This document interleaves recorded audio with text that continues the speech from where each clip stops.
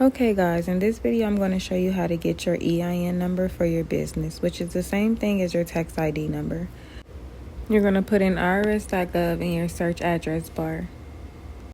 Then you're going to select apply for an employer ID number. You'll then be taken to a page that explains what the EIN is, how it works, and how to use the tool.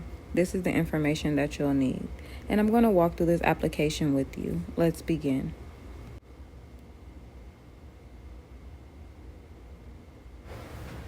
You're then going to select sole proprietor or LLC, which is a limited liability company. You will only select sole proprietor if you're just starting out and you have not formed your LLC yet. As a beauty brand owner, it's more lucrative for you to start out as a LLC, which you will go over that in the business credit section. Okay, let's continue. You'll then be taken to this page that's going to explain what the LLC is. You're going to put in how many members you have. If it's just you, you're going to put 1. If you have a partner or other people that's going to help you out, you want to add them here. You also want to put your state in right here. And let's continue. Now, if you are the only person a part of your limited liability company, you will be considered a single member LLC. Now, if you have more, you will be considered a multi-member LLC. Let's continue.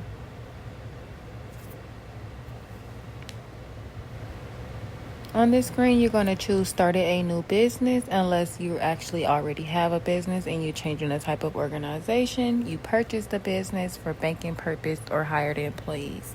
Now, since this course is created for beginners, we're going to go with started a new business.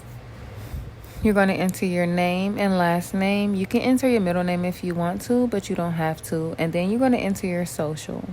Now, when you're using a service like LegalZoom or something like that, they're going to select that second option down there at the below that says, I am a third party applying for EIN on behalf of this LLC.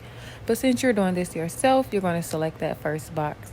On this screen, you're going to put your address of your business. I don't recommend using your home address. You can get business addresses, and those are listed in the business address lesson. You're going to put all the information for your business here.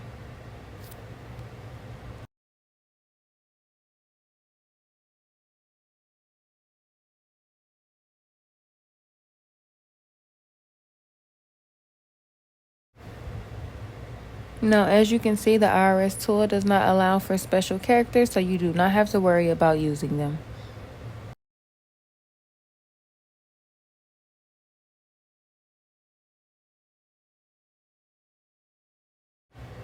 The tool may prompt you to update your address as it's using the U.S. database of addresses, so you might want to look into your address and make sure that it's written correctly because 9 times out of 10, the database is correct. This screen is the most important. This is where you're going to put the name of your LLC, your DBA name if you're going to be doing business as something different from your LLC name, where your LLC is formed and located, as well as the start date.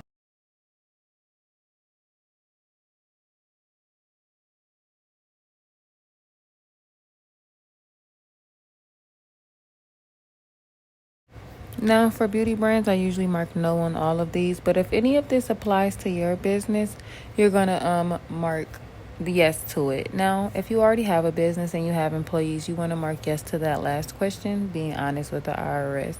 But since we're beginners, we're going to mark no to all of them. Let's continue. Now, on this screen, you're going to select which category you're in. You're going to select retail since you'll be selling products over the internet.